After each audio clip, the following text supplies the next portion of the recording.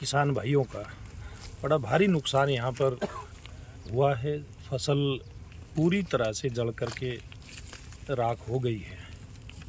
मैं नहीं कह सकता कि इसमें कोई 1% कोई इसमें बचत किसी प्रकार की रही है। साथ में बड़े दरख्त भी हैं।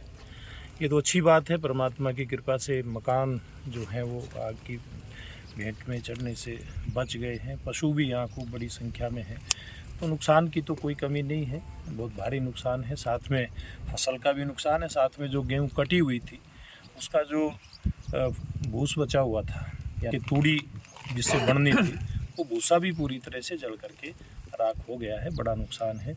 मैंने अधिकारियों से भी बात करी है, किसान भाइयों से भी बात करी है, और हमारे किसान नेता, प्रमुख किसान नेता हैं हमारे जोगेंद्र जी, ये भी यहाँ इनके दुख तकलीफ जानने के लिए आए हैं, नुकसान का जायज़ा लेने के लिए आए हैं।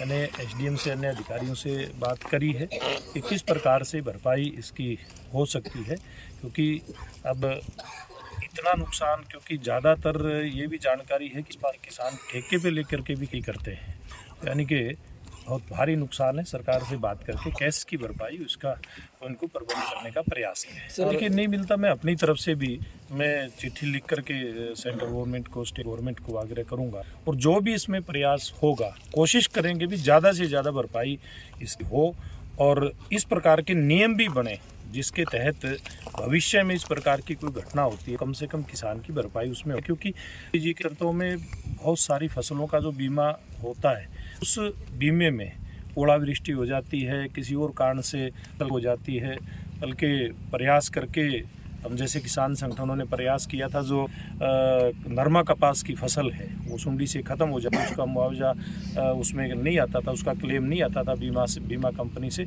उसका भी पिछले कुछ सालों से करवाया, तो किसानों की बहुत आने पर भरपाई हुई है। लेकिन आगजनी के कारण से कोई भरपाई इसमें नहीं है। पूरा प्रयास करेंगे कि कैसे किसानों की भरपाई इसके माध्यम से हो। सर, एक राजनीति से हटके सवाल पूछना चाहूँगा।